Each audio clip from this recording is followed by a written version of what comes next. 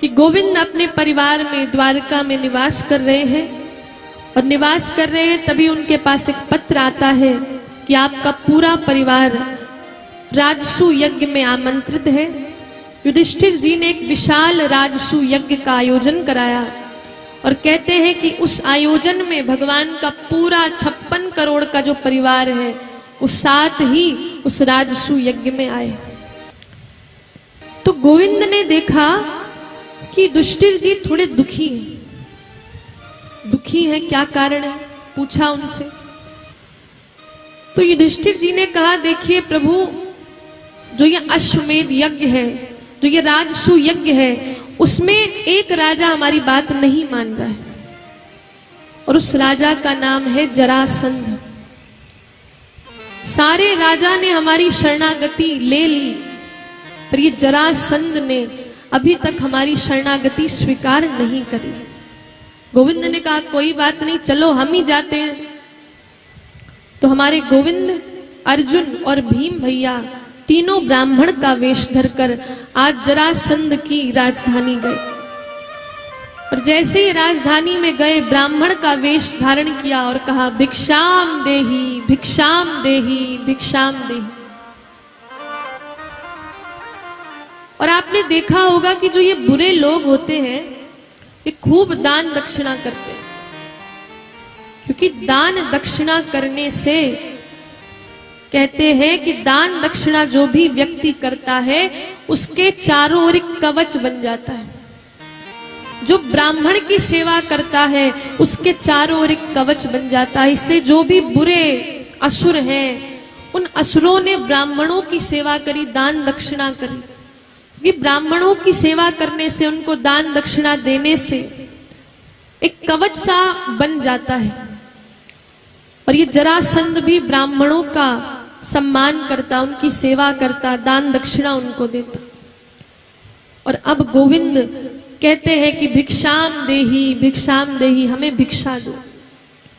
तो जरासंध ने कहा कि ब्राह्मण भिक्षा लेने आए, जो लेना है ले जाओ, मेरा राज्य चाहिए वो भी ले जाओ, जो तुम्हें चाहिए वो ले जाओ, मैं सब कुछ दे सकता हूं।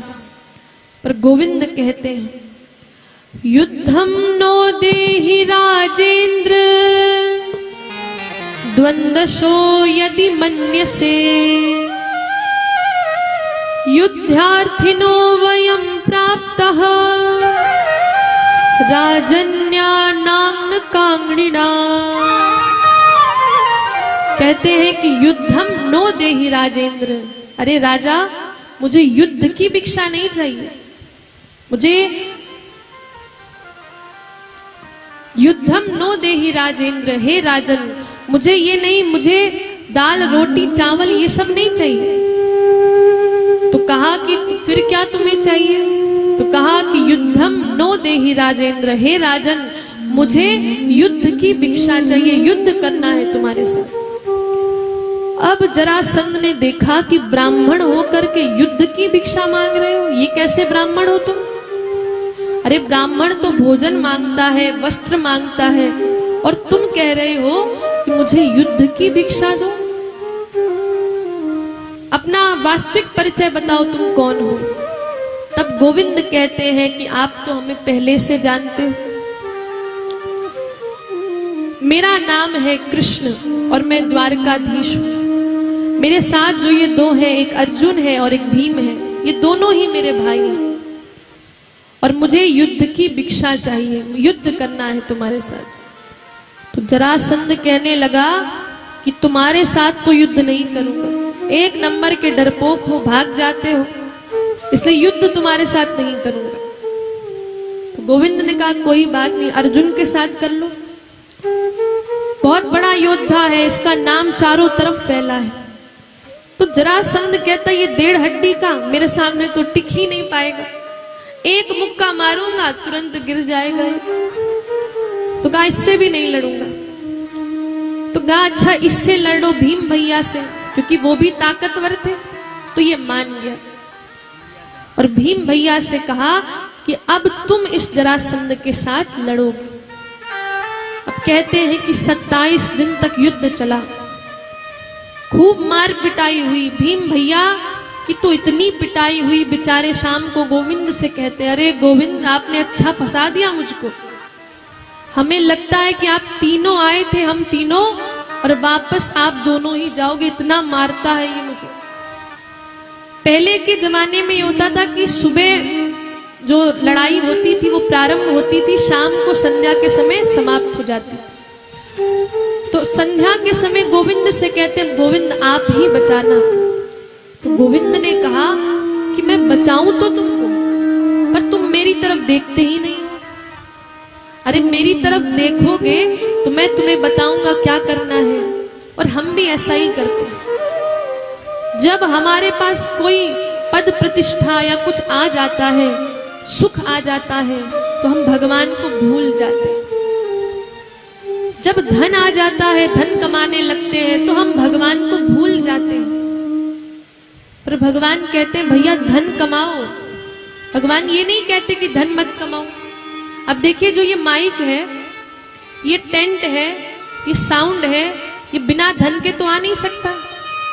तो धन तो बड़ा ही जरूरी है, परंतु धन में हम इतना ना खो जाएं कि अपने गोविंद को ही भूल जाएं।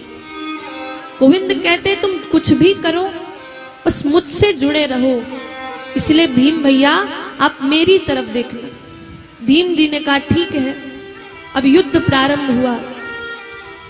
तो युद्ध में हमारे गोविंद ने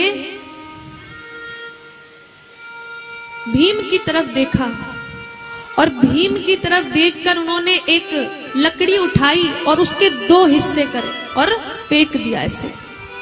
तो भीम ने समझ लिया और जैसे ही मारा उसके 2 टुकड़े करे और फेंक दिए दोनों। पर कहते हैं फिर वो जुड़ गया। गोविंद ने तो ये बताना चाहा कि भैया उसको अपोजिट डायरेक्शन में फेंकना है, पर वो समझे ही नहीं। बहुत से लोग होते हैं, उनको समझाओ तो वो समझते ही नहीं, समझाओ कुछ और ही समझ लेते हैं। एक बार ऐसा ही हुआ कि एक व्यक्ति, नाम था उसका चमन लाल, और चमन लाल पहुंच गया डॉक्टर साहब के पास। कहने लगा डॉक्टर साहब पेट बड़ा खराब रहता है। तो डॉक्टर साहब ने कहा अच्छा दवाई दे रहा हूं, दवाई खाना और हल्का भोजन लेना, हल्का भोजन लेना है। तो उसने कहा ठीक है। उसने तो अपनी बुद्धि से समझा। अब उसने देखा कि जो मिट्टी का ढेला है वो पानी में नीचे चला गया, क्योंकि मिट्टी का ढेला क्या होता है, भारी होता है। तो उसने सोचा कि मिट्टी के ढेले से भी हल्का क्या है, पानी है। अब उसका बेटा एक एक्सपेरिमेंट कर रहा था, किसका, तेल और पानी का। तो पहले तो पानी डाला, उसके ऊपर तेल डाला, तो तेल जो है वो पानी के ऊपर तैरने लगा। तो उसने क्या समझा कि जो पानी है उससे भी हल्का क्या है, तेल है। अब उसने देखा पत्नी जो है पूड़ियां सेक रही थी। अब पूड़ियां तेल में सेक रही थी, तो तेल के जो ऊपर है वो पूड़ियां आ गई। तो उसने अपनी बुद्धि लगाई और सोचने लगा कि तेल से भी जो हल्का है वो क्या है, पूड़ियां है। और कहने लगा यही मेरा भोजन है, वो पूड़ी खाने लगा। अब बताइए वो समझाना कुछ और चाहते थे और समझ वो कुछ और गया। बोलिए राधे राधे। तो लोग अपनी बुद्धि लगाने लगते हैं, और भीम भैया ने भी ऐसा ही करा। तो गोविंद ने फिर शाम को कहा कि देखो फिर से मेरी तरफ देखना, अच्छे से देखना।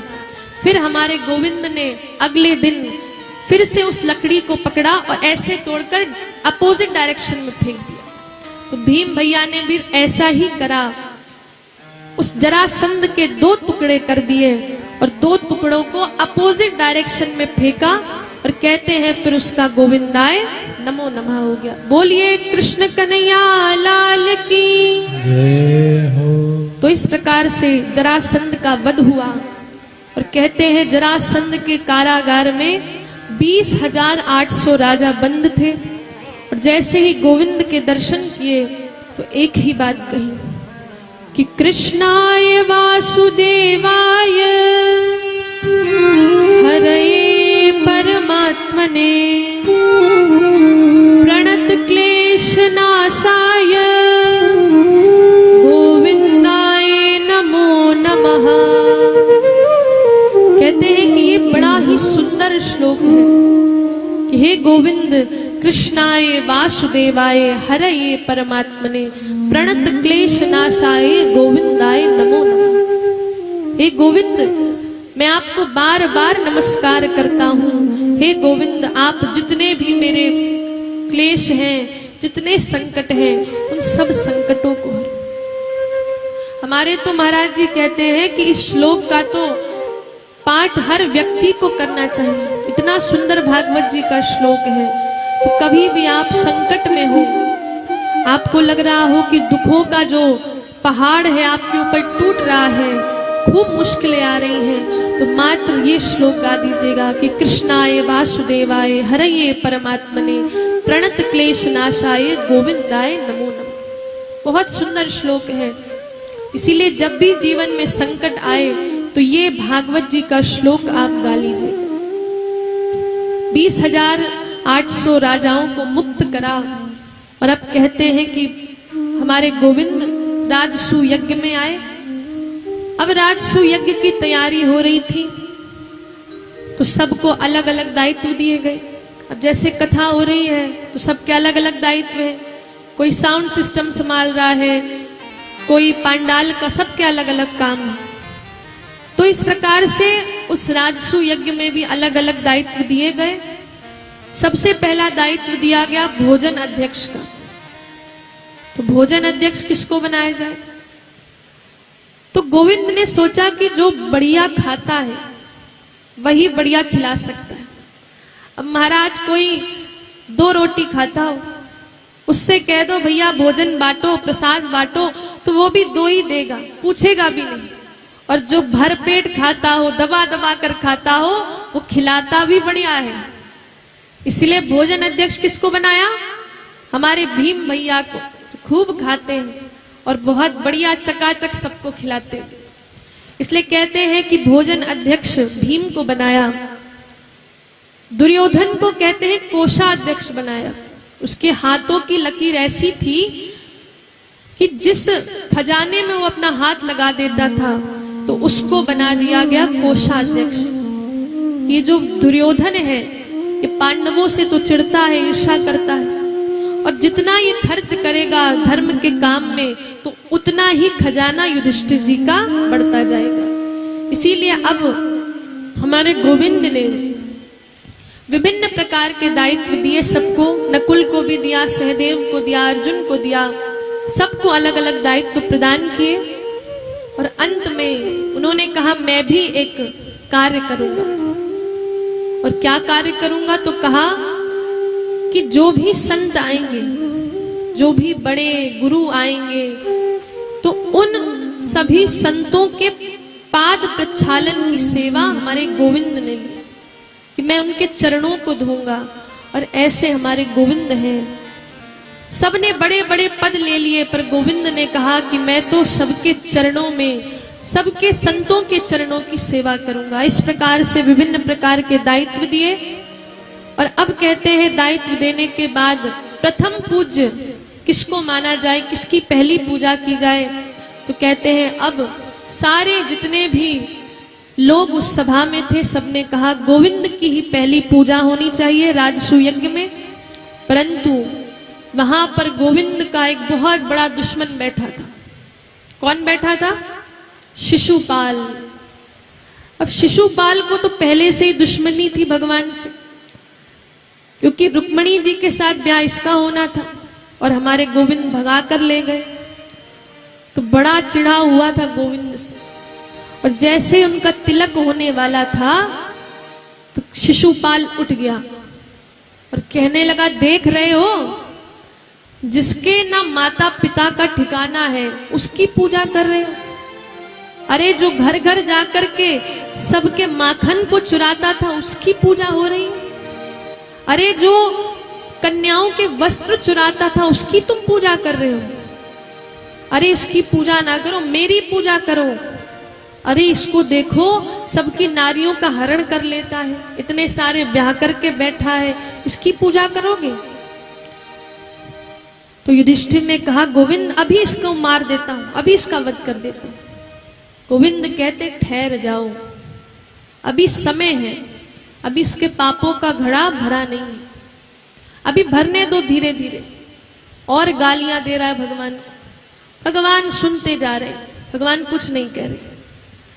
और कहते हैं कि जैसे ही 100 गालियां हो गई, भगवान ने कहा, चेतावनी दे दी, रुक जाओ, क्योंकि मैंने तेरी मां को वादा किया था। क्योंकि कहते हैं कि जब ये शिशुपाल पैदा हुआ था तो ये विचित्र बनकर पैदा हुआ था। 4 हाथ थे, 4 आंखें थी, और भविष्यवाणी हुई थी कि जो भी इसको अपने हाथ गोद में पकड़ेगा, और जिसकी गोद में आते ही इसके 2 हाथ और 2 आंख जो एक्स्ट्रा थी वो गायब हो जाएंगी, वही इसका काल होगा। तो कहते हैं कि शिशुपाल की माता ने जैसे ही कन्हैया को गोद में दिया, शिशुपाल को, उसके जो 2 हाथ और 2 आंखें थी वो गायब हो गए। माँ को पता चल गया कि मेरे लाल का जो काल है वो साक्षात कृष्ण कन्हैया द्वारकाधीश है। तो कहा कि आप इसको मत मारिएगा, ये तो आपका ही भाई है। तो कन्हैया ने कहा, देखो माँ, 100 गलतियां माफ कर दूंगा, 100 गलतियां, कोई छोटी गलतियां नहीं, 100 गलतियां कुछ भी करेगा सब माफ है। और 100 के आगे बढ़ा, उसी समय इसका वध हो जाएगा। और शिशुपाल ने जैसे ही 101वीं गलती करी, हमारे गोविंद ने सुदर्शन चक्र निकाला और उसी समय उसका वध कर दिया। बोलिए गोविंद भगवान की जय हो। तो इस प्रकार से हमारे गोविंद ने हम सभी भारतवासियों का परिचय दिया कि हम कायर नहीं हैं, हम लोग कायर नहीं, हम भारतीय कायर नहीं हैं, हम सहिष्णु हैं। हम 100 गलतियों तक तो माफ कर देंगे, पर 100 के बाद अगर गलती हुई तो तुम्हें छोड़ेंगे भी नहीं। अगर हमको छेड़ा तो हम भारतीय तुमको छोड़ेंगे भी नहीं। अगर हम कुछ कहते नहीं हैं, इसका मतलब ये नहीं कि हम कायर हैं। हमारे गोविंद सभी देशवासियों को ये बताना चाहते हैं, और अपने पड़ोसियों को भी, हमारे जो पड़ोसी देश हैं उनको भी ये बताना चाहते हैं कि भैया 100 गालियां तो कन्हैया ने भी माफ कर दी, तो 100 गलतियां तुम्हारी माफ है। पर इसका मतलब ये नहीं कि हम कायर हैं, हम सहिष्णु हैं, हम सबको अपना लेते हैं। पर ज्यादा गलतियां हुई, 101वीं गलती हुई, तो जैसे शिशुपाल का वध हो गया वैसे ही तुम्हारा भी वध हो जाएगा। इसलिए हमें छेड़ो नहीं, वरना हम तुमको छोड़ेंगे भी नहीं। तो ये हमारे कन्हैया ने हम सभी भारतीयों को संदेश दिया है कि हम कायर नहीं हैं, हम लोगों को जल्दी से अपना लेते हैं, बस यही हमारी अच्छाई है। हमारे यहाँ कहा जाता है कि वसुदैव कुटुंबकम, कि पूरा संसार हमारी माँ है, पूरा संसार हमारा घर है। ऐसे ही भगवान की संतति है हम। तो इस प्रकार से आपने श्रवण किया कि कैसे गोविंद ने शिशुपाल का वध किया। फिर राजसु यज्ञ संपन्न होता है। आगे कथा आती है कि पौंड्रक नाम का राजा था, जिसको महाराज भगवान बनने का बड़ा